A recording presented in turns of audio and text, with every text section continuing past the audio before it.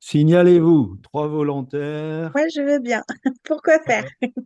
Romains chapitre 1er, verset 20. Deuxième volontaire. Oh, je veux bien. Oui, je suis là.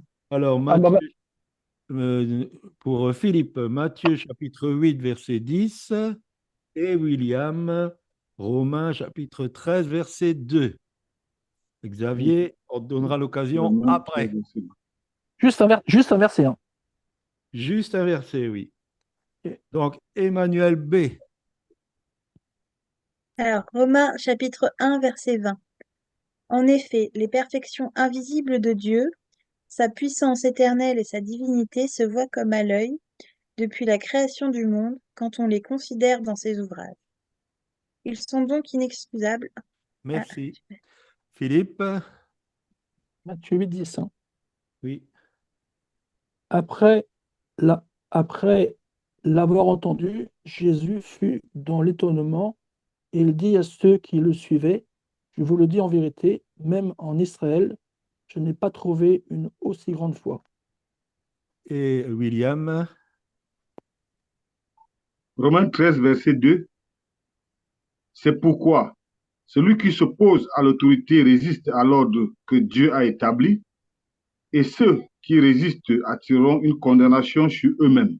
merci.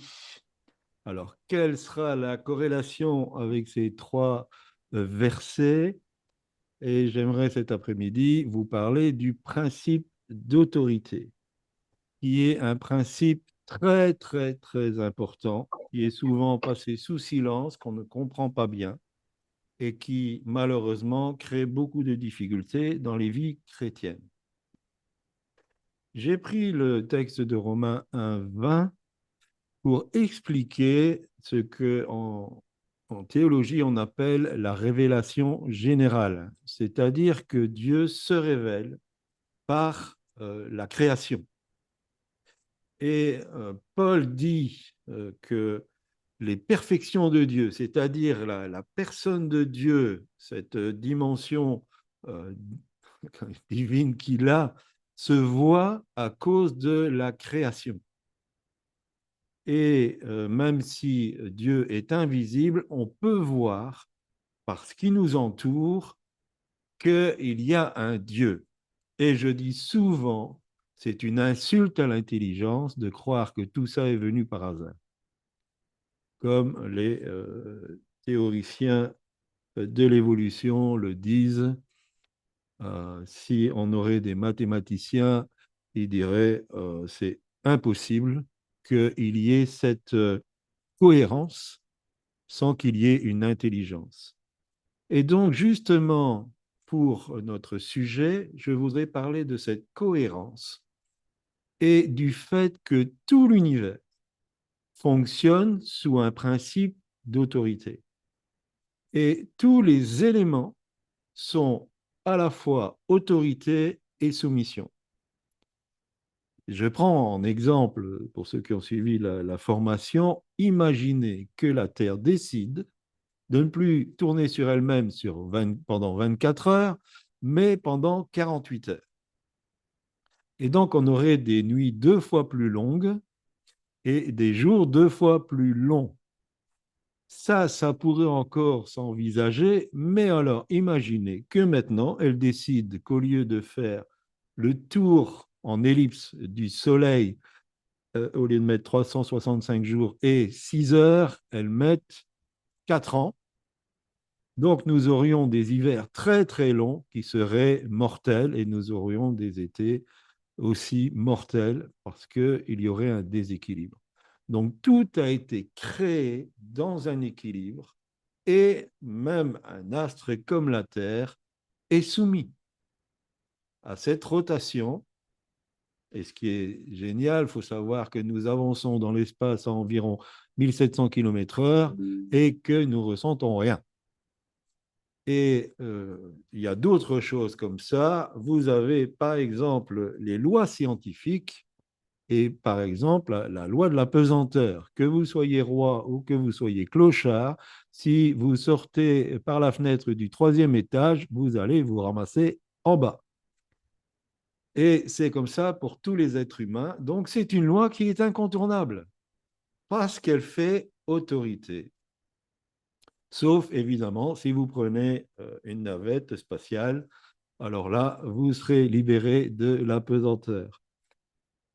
Tout ça pour expliquer que tout l'univers fonctionne si bien parce qu'il y a de l'autorité et de la soumission. Et on peut lire que Genèse 1:2, la terre est devenue informe et vide. Alors je dis bien est devenue, parce que la version qui dit la terre était n'est pas une bonne traduction. Le terme hébreu veut bien dire que c'est quelque chose qui est arrivé. Et d'ailleurs, les premières versions d'Arby le traduisaient bien. Donc la terre est devenue. Et en fait, entre Genèse 1:1, qui est la première création, et Genèse 1:3, il s'est produit un cataclysme euh, euh, dans l'univers entier. Et après Genèse 1:3, quand on parle de la création, en fait, c'est une restauration. Ce n'est pas le terme, le même verbe qui est utilisé dans l'hébreu. Et j'assimile ce qui est arrivé entre Genèse 1:1 et Genèse 1:2 à la chute de Satan. Et d'ailleurs, nous pouvons lire Ésaïe 45:18 qui dit que Dieu ne crée pas la terre pour qu'elle soit tohue, c'est-à-dire qu'elle soit déserte, qu'elle soit vide, comme c'est pris dans Genèse 1:2. Donc, quand Dieu a créé la terre, ce n'était pas pour qu'elle soit tohu bohu, mais qu'elle ait tout ce qu'il était nécessaire qu'elle ait. Et on sait, là c'est la science qui le dit, c'est qu'à un moment donné, la terre a gelé complètement. Et c'est pour ça qu'on a des pôles. Et je pense que ce temps est arrivé au moment où Satan a chuté. Et quel était le premier péché dans l'univers? Ce n'était pas ce que Adam et Ève ont fait dans le jardin d'Éden, mais ça a été la rébellion de Satan contre Dieu.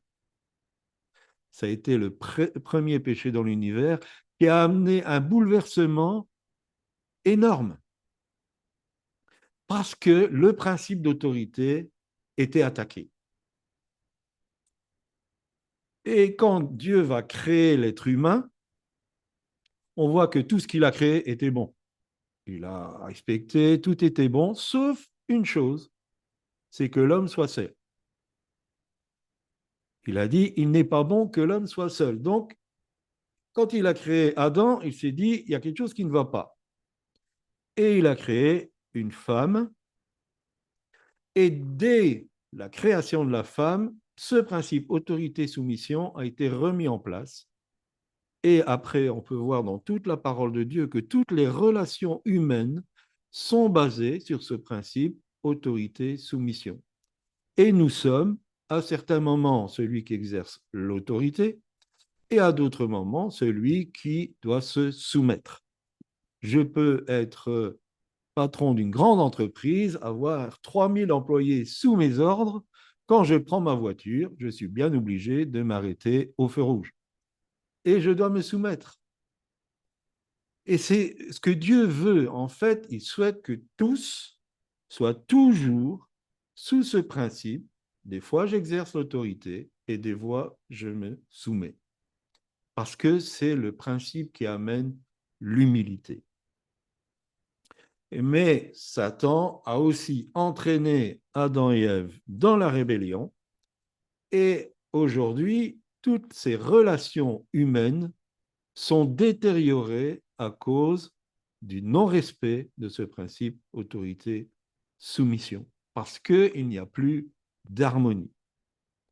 Et un des signes des temps de la fin, c'est ce que nous voyons, c'est que l'autorité sera de plus en plus sapée. Si vous prenez le texte de Matthieu 24, verset 12, qui est traduit parce que l'iniquité se sera accrue, l'amour du plus grand nombre se refroidira. Si on fait une bonne traduction du grec, c'est parce qu'il n'y aura plus de règles. L'amour divin des chrétiens se refroidira. Parce que le terme amour, c'est le terme agapé, qui fait toujours référence à l'amour que les chrétiens manifestent. Et l'iniquité, c'est le grec anomia, ça veut dire que le nom, la loi, est disparu. A en grec est toujours privatif. Donc, on est privé de règles, privé de lois. On est sans foi ni loi. Et l'amour chrétien, donc ça ne concerne pas le monde, ce verset. Ça concerne les chrétiens. L'amour des chrétiens se refroidira. Parce que les chrétiens seront devenus insoumis et ne seront pas au bénéfice de ce relationnel autorité-soumission. Alors, une autre déviance à cause du péché, c'est qu'on a cru que le leadership est une position de domination. Le leadership n'est jamais une position de domination, parce que le leadership fait toujours référence à de la responsabilité. Et avoir une responsabilité fait toujours référence à servir, à être dans le service. Je n'ai pas pris les références, je vous laisserai chercher parce que je ne veux pas en faire une étude biblique. Jésus a dit, vous savez que dans le monde, les grands tyrannisent les peuples. Mais parmi vous, ça ne doit pas se passer comme ça. Et que celui qui veut être le plus grand soit le serviteur de tous. Donc, dans la notion biblique de leadership, je suis leader, je deviens responsable. Et ma responsabilité m'oblige à servir et pas à asservir. Donc, il faut aussi différencier responsabilité et identité.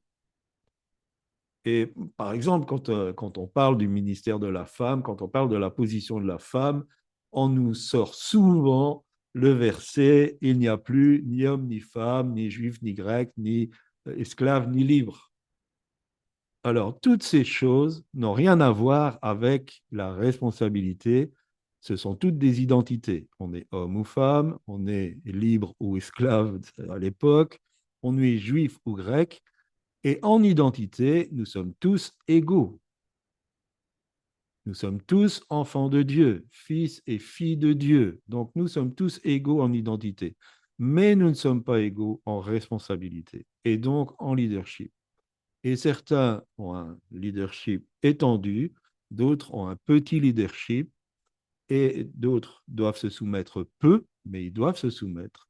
Et d'autres doivent se soumettre beaucoup plus.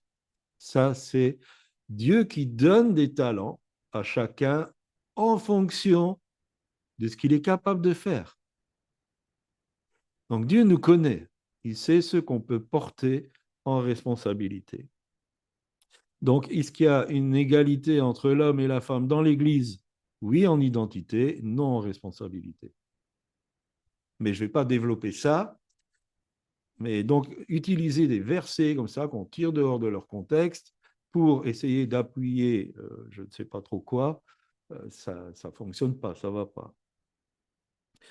Et aussi, dans la pensée de Dieu, il veut que tous les leaderships peuvent être pris. Mais pour que les leaderships soient repris, il faut qu'ils soient repris par un leadership similaire ou supérieur. Je m'explique. Les rois, dans l'Ancien Testament, étaient repris par les prophètes. Parce que le ministère prophétique servait de garde-fou à comment le roi se comportait.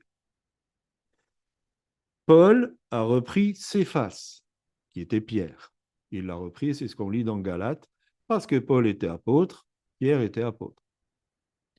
Timothée pouvait reprendre les anciens, parce que Timothée était aussi apôtre, en formation, mais il était apôtre. Et donc, comme les anciens sont établis par les apôtres, il pouvait reprendre les apôtres. Il a dit, ceux qui pêchent, c'est Paul qui lui dit, reprends-les devant tous. Donc, même le fait d'être pris, ça ne se faisait pas toujours en catémini.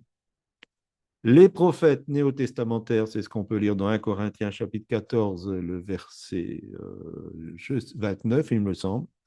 les prophètes néo-testamentaires jugent leurs collègues pendant qu'ils sont en train d'officier. C'est le mot qui est utilisé. Alors, j'aime à dire, dans le mot juger, il y a deux notions.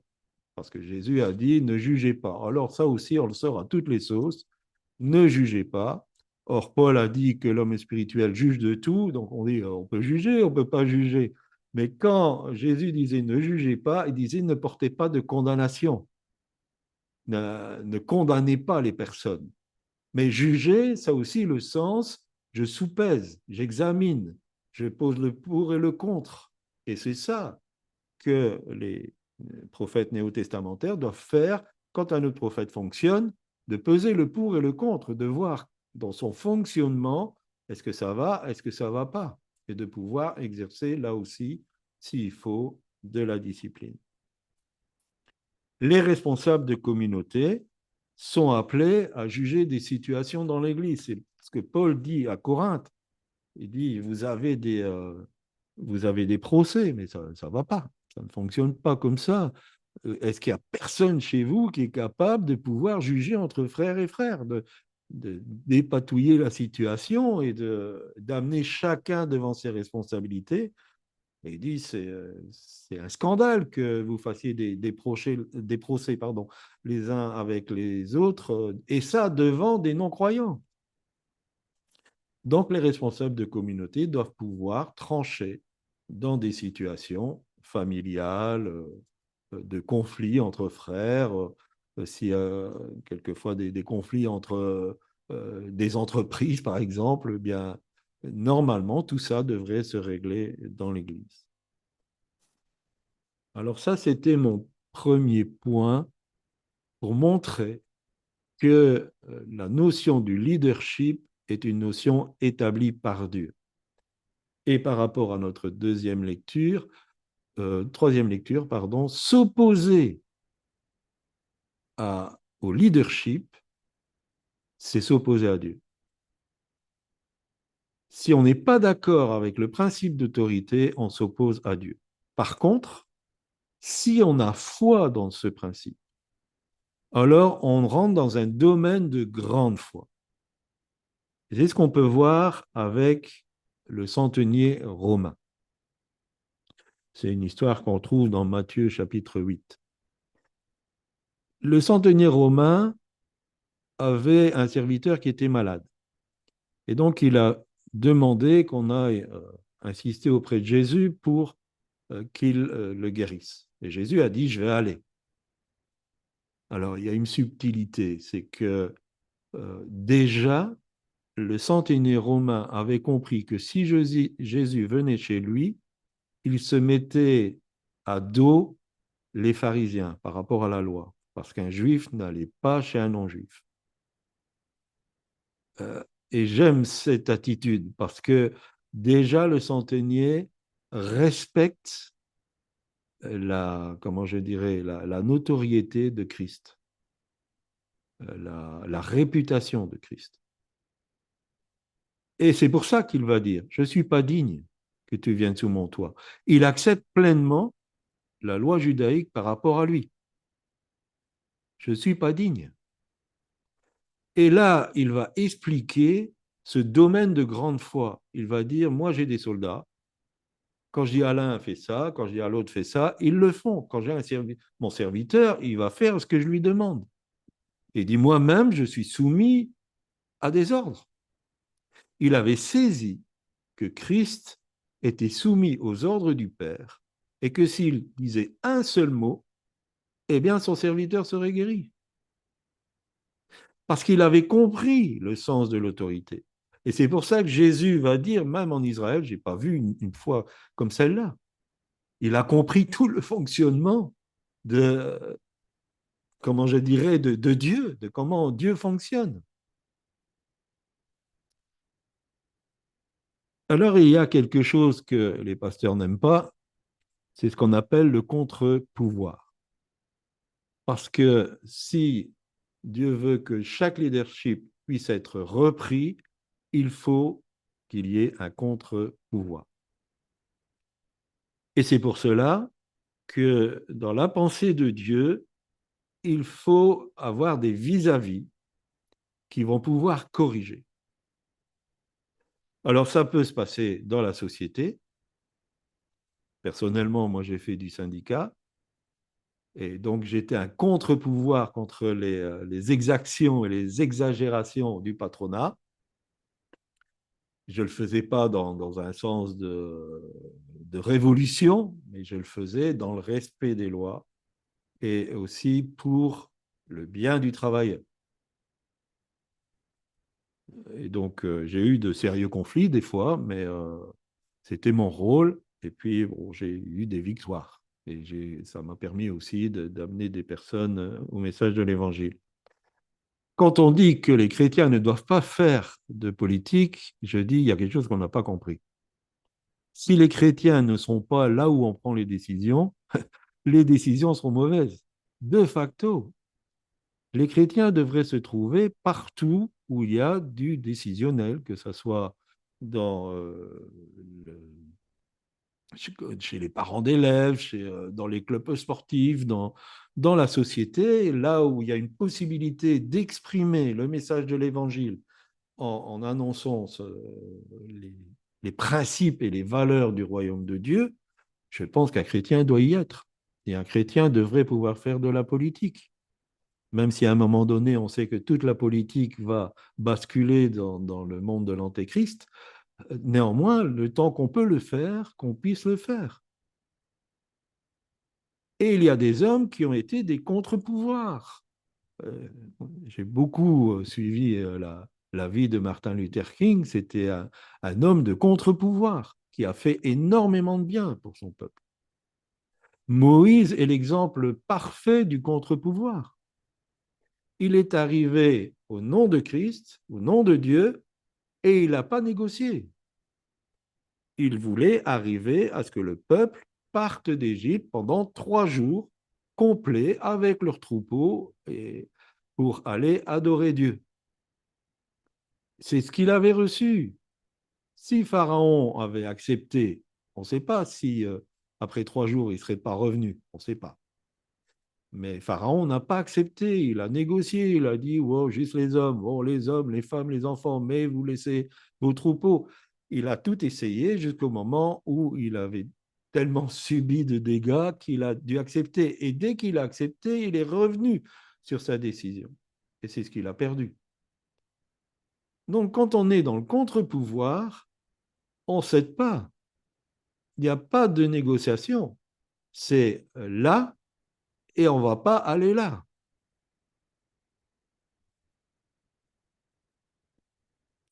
Et pourquoi Dieu est pour le contre-pouvoir? Maintenant, je dis, le contre-pouvoir doit toujours agir avec respect, pas par violence, et ça ne l'autorise pas à devenir moqueur.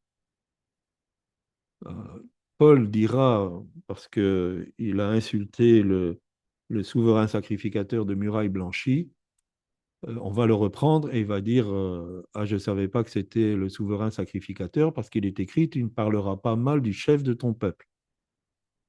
Nous avons écrit un texte là-dessus, j'ai eu des réactions très négatives. Parce qu'on peut ne pas être d'accord avec une décision de nos gouvernements, par exemple, ça c'est normal, mais commencer à les dénigrer, les insulter, comment je dirais, se moquer d'eux, on sort du cadre. On ne peut pas. Ce n'est pas une attitude d'enfant de Dieu. Et ce que j'aime encore avec Martin Luther King, c'est qu'il a fait une lutte, mais pas violente. Il a fait valoir ce qu'il croyait, mais sans violence, ce qui n'était pas du tout le cas de Malcolm X, par exemple, qui lui prônait la violence. Mais le contre-pouvoir, et tous les leaders devraient dire, Seigneur, donne-moi un contre-pouvoir. Parce que le contre-pouvoir t'amène toujours à une remise en cause sans cesse. Nous devrions non seulement accepter le contre-pouvoir, mais en tant que peuple prophétique, nous devrions le favoriser et l'encourager. Mais dans ce respect, et aussi, parce que nous avons vu une vidéo là juste avant le culte, c'est au secours. On ne parle pas de respect, c'est une catastrophe. Mais toujours dans le respect et aussi de savoir quelle est ma zone d'autorité. Ça, on va parler un peu. Parce que selon ma zone d'autorité, je peux être le contre-pouvoir de telle zone d'autorité. Israël avait son roi, mais il avait aussi ses prophètes. Et heureusement que quelqu'un comme Nathan a repris David. Parce que sinon, David aurait peut-être vécu son mal-être le reste de son règne. Mais regardez aussi comment Nathan s'y est pris. Il n'a pas fustigé devant tout le peuple en disant qu'est-ce que tu as fait avec la femme d'Uri? Non, il a été le voir et puis il a touché la sensibilité de David. David, c'était un homme qui avait le sens de la protection des petits. Et avec l'histoire qu'il a racontée, David était bouleversé. Et après, il a pu dire, tu es cet homme. Et c'est là que la conviction de péché est arrivée. Que s'il avait été repris devant tout le monde, peut-être que la conviction de péché ne serait pas arrivée. Parce qu'il aurait été sur la défensive de vouloir garder sa royauté, son prestige. C'est ce qui est arrivé à Saül.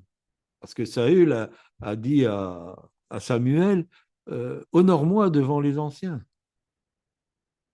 Il sentait bien que le non-appui de Samuel était suffisant pour que les anciens commencent à se poser des questions sur la royauté de Saül. Certaines conséquences désastreuses ont été évitées parce que le contre-pouvoir des prophètes s'est manifesté. En tant que leader, je dis, nous devrions être reconnaissants de cet équilibre que le Seigneur met dans son peuple. Alors, si la question naît dans votre esprit, mais à EZ37M, comment ça fonctionne? Eh bien, mon contre-pouvoir, il est les pasteurs Corinne. Et je peux vous dire qu'au niveau du ministère, elle est avant tout ministère prophétique avant d'être mon épouse. Et quand elle n'est pas d'accord, elle n'est pas d'accord. Et idem chez moi. Bon, on ne s'empoigne pas, mais quelquefois, nous avons des discussions vives. C'est une sécurité. C'est une sécurité quand on est leader. Parce que quand on a un contre-pouvoir, on est obligé de se sonder. On est régulièrement, on passe au tamis du Saint-Esprit pour voir si nos motivations sont encore bonnes et ça nous amène à recourir à l'humilité. Et donc, je ne vais pas le développer, mais en tant qu'enfant de Dieu, il y a deux notions que nous devons vraiment comprendre. C'est celle du principe de l'autorité et c'est celle du plan global. C'est quoi le plan global? Ça veut dire que chaque enfant de Dieu a une place précise dans le royaume de Dieu et que nous sommes tous articulés les uns avec les autres. Et que le royaume de Dieu ne pourra avancer correctement que quand tout le monde va s'articuler comme il doit s'articuler. Ça, c'est le plan global. Mais pour fonctionner dans le plan global, il faut avoir pleinement assimilé le principe de l'autorité. Alors, est-ce qu'on doit toujours obéir? Je dirais non. Il y a trois raisons pour ne pas obéir. La première, bien sûr, c'est que c'est contre la volonté de Dieu. C'est ce que les apôtres ont fait dans Acte 5, devant le Sanhédrin. Ils ont dit, jugez plutôt s'il est préférable d'obéir aux hommes qu'à Dieu. Donc, c'était une autre façon de dire, vous pouvez dire ce que vous voulez, nous continuerons à obéir à Dieu et pas à l'interdiction que vous nous donnez. La deuxième des raisons, c'est est-ce que c'est légal? Si on vous demande quelque chose d'illégal, si un jour vous êtes secrétaire d'une assemblée et que l'un des responsables vous dit, bon ben ça, tu ne le déclares pas, là tu marques autant au lieu d'autant, n'acceptez pas, c'est illégal. Et bien sûr, ça c'est à condition que ce qui est illégal euh, est dans la volonté de Dieu. Si ce qui est illégal n'est pas dans la volonté de Dieu, si par exemple on vous dit tu ne parles plus de l'avortement, ça c'est illégal de parler de l'avortement, je suis désolé, mais dire que l'avortement ce n'est pas bon, il faut continuer à le faire. Même si ce serait un long débat, mais je ne vais pas rentrer là-dedans. Et troisième des raisons, c'est ce qu'on me demande, est-ce que ça me pose un problème de conscience? Parce que si on va contre sa conscience, on va se souiller et on va se créer beaucoup de problèmes. Et certaines personnes ont des problèmes psychiques parce qu'ils ont été contre leur conscience. Alors j'aimerais parler en troisième et dernier point de l'autorité du mandat. Je vais essayer de faire court si vous avez des questions, parce que c'est un sujet très, très, très, très vaste. Et là, on va donner l'opportunité à Xavier de nous lire Marc chapitre 1er, le verset 27. Tu vois, je ne t'avais pas oublié. Marc 1, combien? 27. Tous furent saisis de stupéfaction, de sorte qu'ils se demandaient les uns aux autres, qu'est-ce que ceci? Une nouvelle doctrine. Il commande avec autorité même aux esprits impurs et ils lui obéissent. Merci. Donc, on parle de Jésus, sa façon d'enseigner. Mais ce qui était saisissant chez Christ, c'est pas spécialement que c'était un enseignement nouveau, mais c'était l'autorité qu'il avait pour le faire.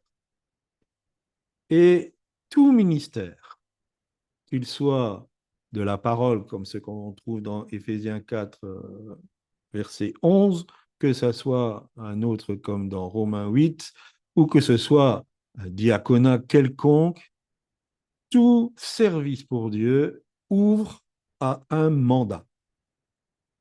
Dans ce mandat, il y a l'autorité du ministère, l'autorité sur nos vies et celle des autres, et la force qui émane du fait d'être mandaté par Dieu pour un service bien précis.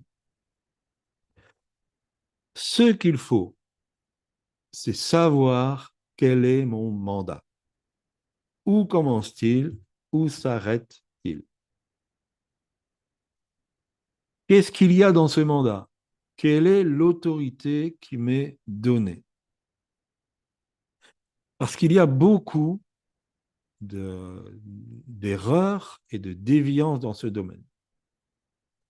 Je prends par exemple dans la notion générale du pasteur, donc le pasteur leader qui est responsable d'une communauté, ce n'est pas la définition que nous avons du pasteur, mais ce qui se fait en général, beaucoup de pasteurs sortent de leur zone d'autorité parce qu'ils vont faire la loi chez vous.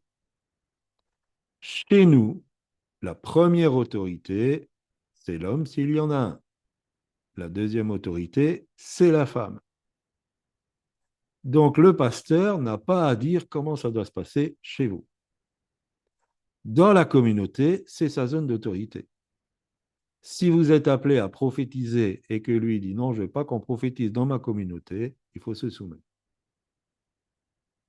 Mais il ne peut pas, si vous êtes dans sa communauté qui dit je ne veux pas que tu prophétises, ok, mais il ne peut pas vous interdire d'aller prophétiser ailleurs. J'espère que c'est plus clair pour vous, les notions de mandat et de zone d'autorité. Tôt ou tard, qu'on le veuille ou qu'on ne veuille pas, on va être confronté à l'adversité. Et plus notre domaine d'onction va être important, au plus l'adversité sera acharnée. Et c'est seulement si on est certain qu'on n'est pas sorti de sa zone d'autorité qu'on va avoir les éléments nécessaires pour résister à cette opposition. Pour en revenir à Martin Luther King, il avait un mandat, celui de lutter contre la ségrégation raciale aux États-Unis. Et puis, il s'est positionné contre la guerre au Vietnam. Et il a été assassiné. Et je suis convaincu qu'il est sorti de son mandat. Il avait le mandat pour lutter contre la ségrégation, il n'avait pas le mandat pour lutter contre la guerre du Vietnam. Et donc, on peut être confronté à des situations difficiles parce que nous sortons de notre mandat. Et si on sort de son mandat, on va ressembler au fils de Sheva. Vous savez, ils ont fait de l'exorcisme pendant longtemps. Et certainement que jusqu'à cet incident, ils trompaient leur monde. Mais là, ils ont dit, on te chasse au nom de Jésus que Paul prêche. Ils ont fait quelque chose qu'il ne fallait pas. Ils ont pris le mandat de quelqu'un d'autre. Si on prend le mandat de quelqu'un d'autre, on va avoir les mêmes résultats. Et je crains pour tous les ministères autoproclamés. Parce qu'ils vont avoir les mêmes problèmes. Et nous sommes convaincus qu'à un moment donné, comme c'est écrit dans Zacharie, Pasteur Corinne l'a encore lu aujourd'hui, que des prophètes, aujourd'hui, diront « Oh, mais je ne suis pas prophète, je suis laboureur. » Parce que quand ça va commencer à chauffer pour leur popotin, ils vont dire « Non, non, moi, j'arrête là, j'arrête les frais. » Si on n'a pas le mandat, on va s'exposer à des difficultés. Et les fils de Sheva ont vécu quelque chose de très humiliant. Parce que Jésus avait l'autorité, Paul avait l'autorité. Et il y a quelque chose qui est fort dans ce que le mauvais esprit va leur dire. Il va dire, je sais qui est Paul. Ça veut dire, est-ce que dans les lieux célestes, on connaît mon mandat? Est-ce que les mauvais esprits connaissent mon mandat? Et quand je vois comment se passe beaucoup de pseudo-délivrance, je dis, ces mandats-là ne sont pas connus dans le monde spirituel.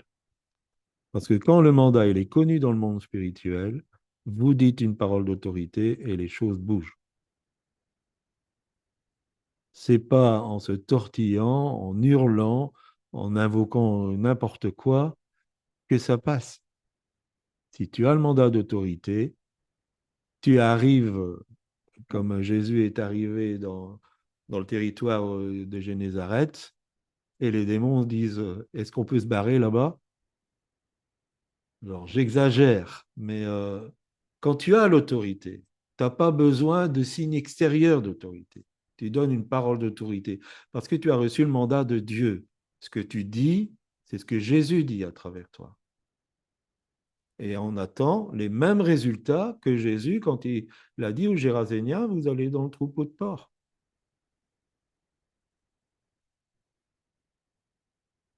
C'est toujours dangereux d'essayer d'imiter ceux qui ont le vrai mandat. Comme c'est toujours dangereux d'essayer de prendre les ingrédients d'un réveil et d'essayer les mêmes choses chez nous. Parce que chaque région, chaque territoire a sa stratégie.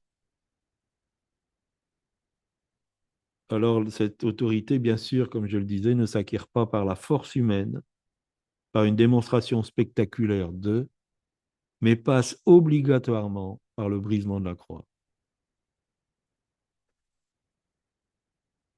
Pour ceux qui sont des jeunes appelés, parce que c'est aussi un phénomène qu'on a pu expérimenter dans le ministère, on reconnaît un ministère chez quelqu'un de jeune dans la foi ou de jeune en âge.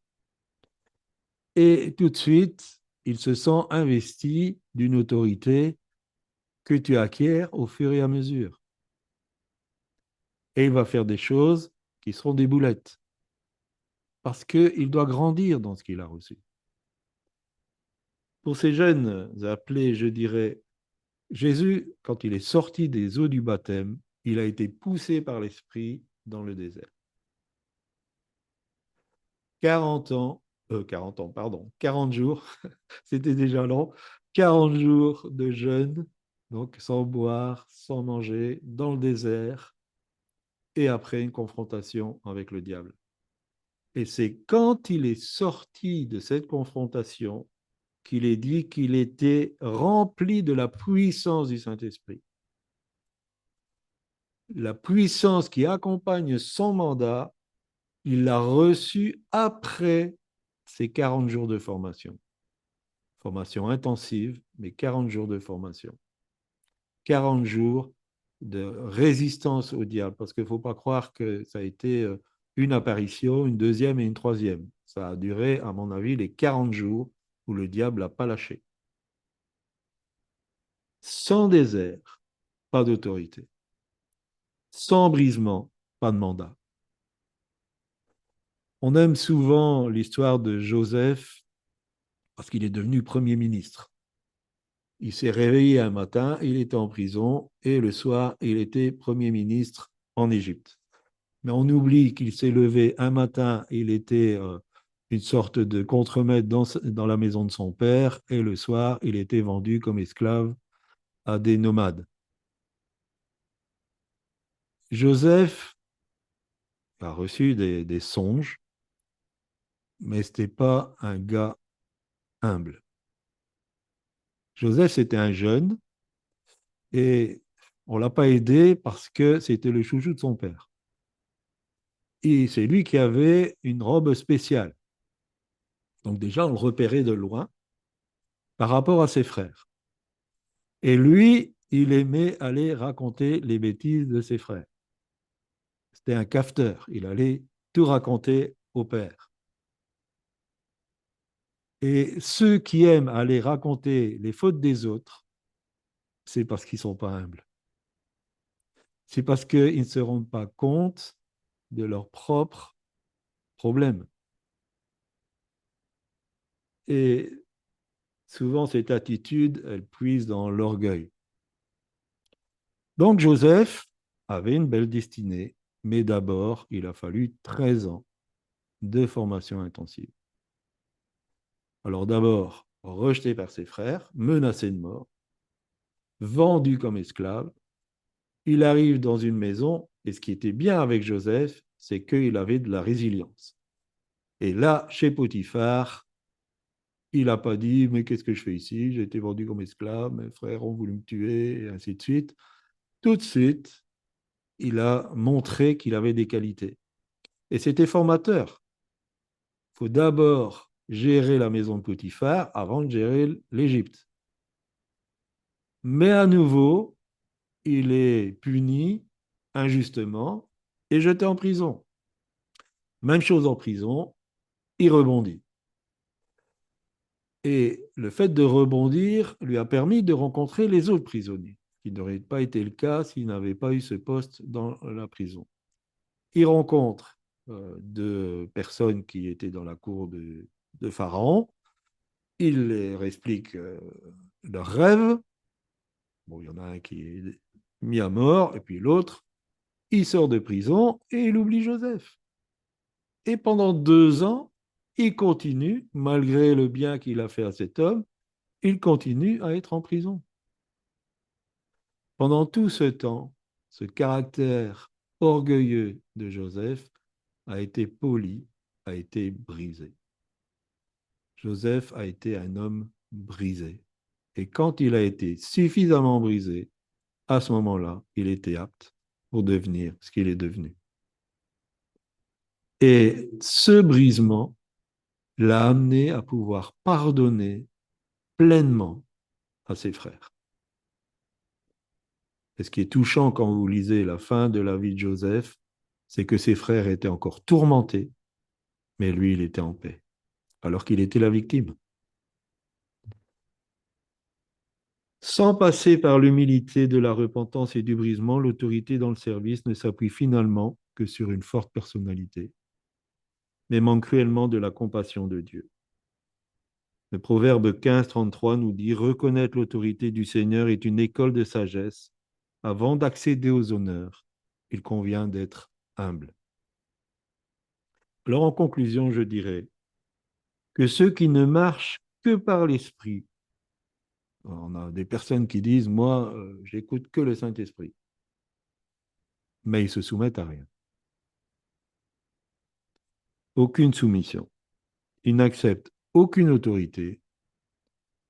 Mais cependant, ils voudraient que tout le monde se soumette à leur autorité. D'ailleurs, quand ils arrivent quelque part, et on en a eu, dans les 37e, on en a eu qui imposent leur volonté. Rien que pour le Coffee Time, on a eu plusieurs personnes qui disaient « Ah, mais vous devriez faire comme ça. On va prier pour les besoins du monde. On va prier pour le monde. » Ben, prier pour le monde, mais on ne fera pas ça dans les Coffee Time. Parce que les Coffee Time, ça a un but bien précis. Mais c'est des personnes qui se soumettent à rien. Et parce que leur vrai problème, c'est l'orgueil, je dis, ils ne sont pas conduits par le Saint-Esprit. Pourquoi? C'est quelque chose que vous entendrez souvent ici. Si vous péchez contre votre propre corps, vous lui faites du tort. Si vous êtes méchant avec quelqu'un, vous faites du tort à quelqu'un. Si vous êtes orgueilleux, vous péchez contre Dieu. Parce que si vous péchez contre vous-même, si vous péchez contre quelqu'un, ça ne veut pas dire que Dieu est content de ça. Mais si vous êtes orgueilleux, Dieu va vous résister. Ça veut dire qu'il a un problème personnel avec vous. Et pour vivre ce que Jacques a dit, soumettez-vous à Dieu, résistez au diable, il ne faut plus avoir d'orgueil. Parce que si on est orgueilleux, on ne va jamais savoir se soumettre à Dieu. Et si on n'est pas soumis à Dieu, on ne saura pas résister au diable. C'est comme ça que ça fonctionne. Si je suis orgueilleux, Dieu va me résister. Ça veut dire que tous nos sujets de prière, vous pouvez prier comme vous voulez, le ciel est fermé. Dieu va vous résister. Et il ne va pas vous résister dans une mauvaise intention, il va vous résister pour que vous soyez brisés. Et il faut toujours veiller à l'orgueil qu'il y a dans notre cœur. Toujours, toujours, toujours. Parce qu'on peut être humble à un moment donné, et puis Dieu commence à nous utiliser, et puis on ne sent plus. On a des chevilles qui gonflent, on prend de la hauteur, parce qu'on regarde tout le monde comme ça.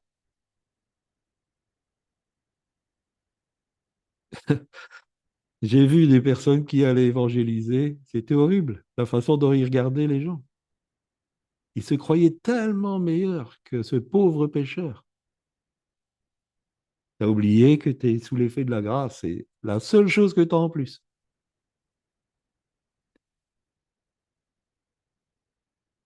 Dieu traite l'orgueil de cette manière. Et c'est une bonne chose si on se laisse briser. On prend souvent que Dieu est le potier. Regardez comment un potier traite l'argile. Et si l'argile ne prend pas la forme qu'il veut qu'elle prenne, il prend, il la jette par terre, il la piétine et on recommence. Et Dieu fait la même chose, exactement la même chose. Les enfants de Dieu, conduits par le Saint-Esprit, sauront se soumettre. Parce que le Saint-Esprit et l'action de Dieu les a conduits vers l'humilité. Je vous remercie de m'avoir écouté. Je suis disposé à répondre à vos questions ou situations.